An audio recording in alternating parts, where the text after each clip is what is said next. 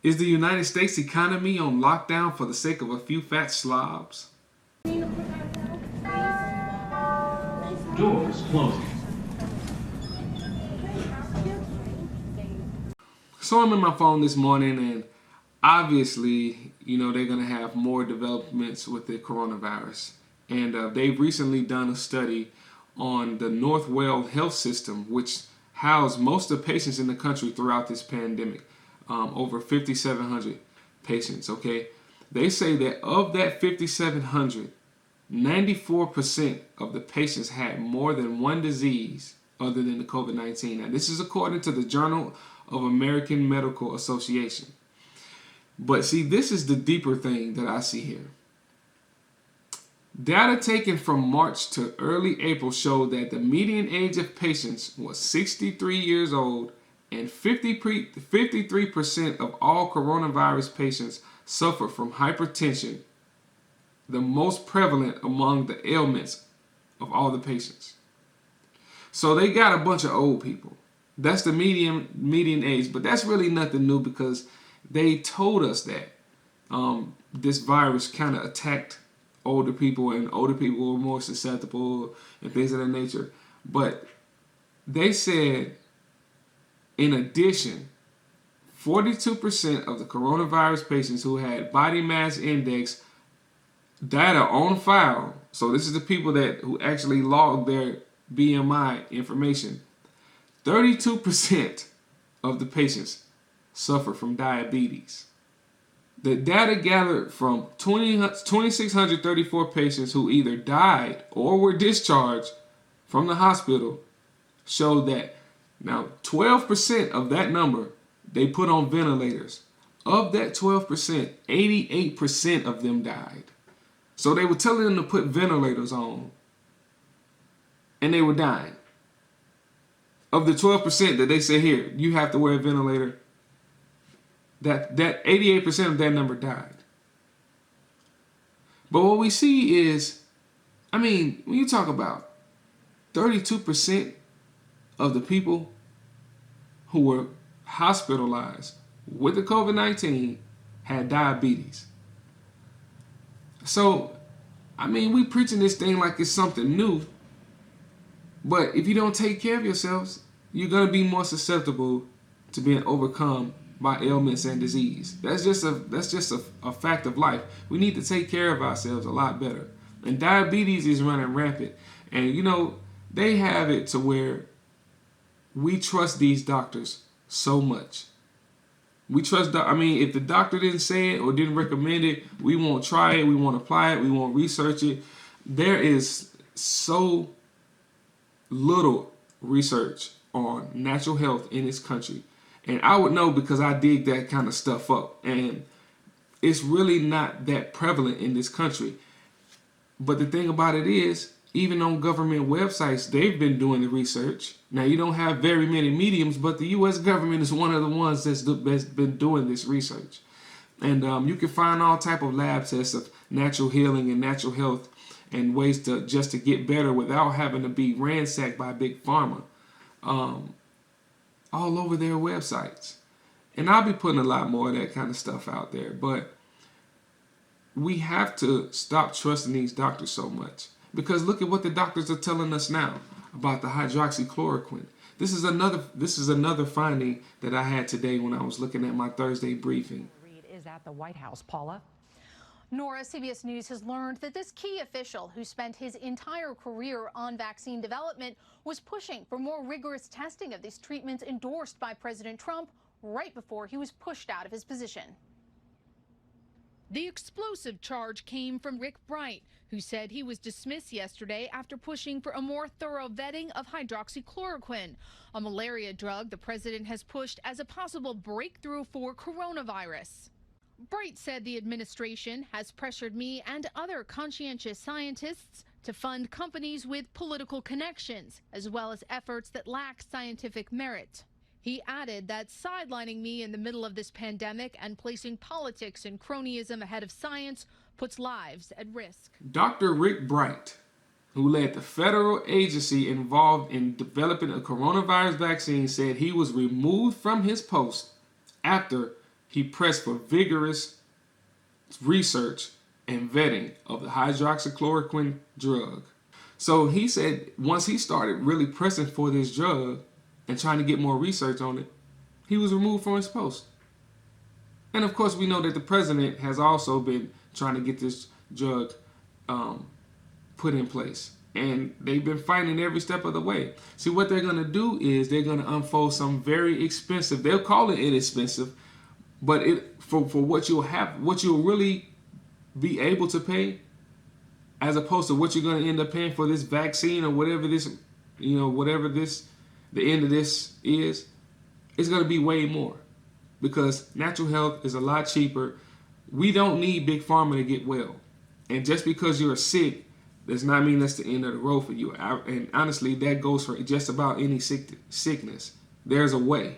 There's a way, but you have to be willing to take care of yourselves. And but the thing about it is, this hydroxychloroquine, they've been trying to get this drug put in place for the longest period of time, and they just continue to question its effectiveness.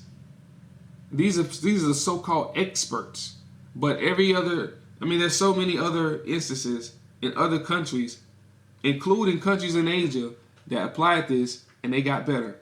But we still want to shut our country down.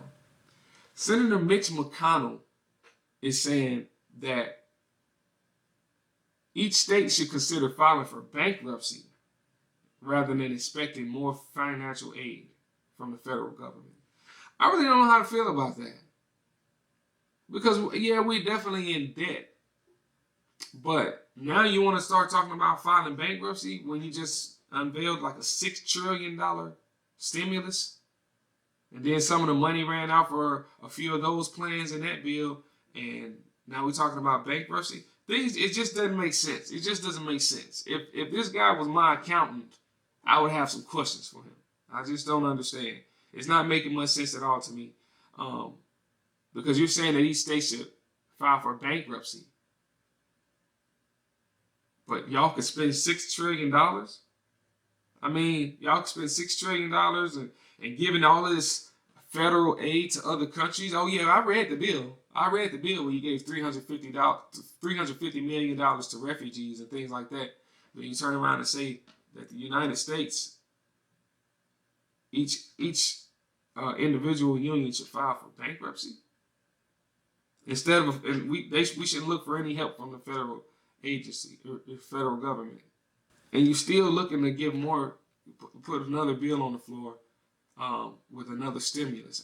Which one is it, Congress? Which one is it?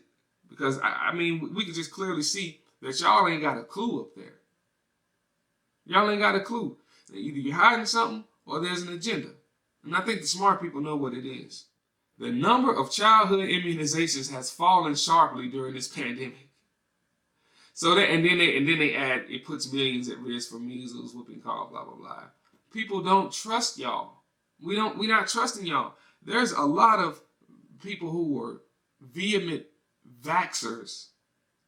They will pound the table. They will beat you down about getting your child vaccinated and taking your own personal vaccines and things like that so we don't get sick. But now look. And they'll say it's because we don't have a vaccine. But the data is showing that if you take care of yourselves, just take care of yourself and use common sense practices. Don't be nasty. Wash your hands. And take care of yourself and exercise at least 20 minutes a day. And get you a supplementary plan that's going to help your immune system to rejuvenate and revitalize itself. That's the way to go. That's the way that you want to go. But people are no longer taking these vaccines because they ain't trusting nothing. We don't trust. Why would we trust anything that's put out there? Why would we continue to throw ourselves at the feet of Big Pharma? Why would we continue to do this? Where has it gotten us in America? Where has it gotten us? It ain't got us nothing. We haven't got nothing to show for trusting Big Pharma. We got a bunch of dead people. We got a bunch of people with all type of crazy side effects going on in their bodies from one ailment. And now their liver messed up, or now they suffering from depression because it's throwing off their chemical imbalances and things like that. Not to mention the spiritual aspect of it. When you throw off your chemical balance, you start to open yourself up. It's called crossing the door of sobriety. That's what that is. And that's when you let That's when spirits start to enter in. But you taking all of these different drugs. But see, I guess that's just too deep for some people. You're taking all of these different drugs and messing with your mind, messing with your chemical balance, and now you become susceptible to spirits, because the devil's always gonna mess with you in your mind. Always. It's the only place he can get you is in your mind. He causes fear, or you can let the mind of Christ be in you, and that'll be peace. You'll get peace up here in your mind. But it's all in your mind. What you see, oftentimes you can't trust anyway. Because just like Jesus was asleep in the boat, when all these waves and stuff going on, naturally the human is going to say, that's scary. That makes me afraid. But he was so at peace.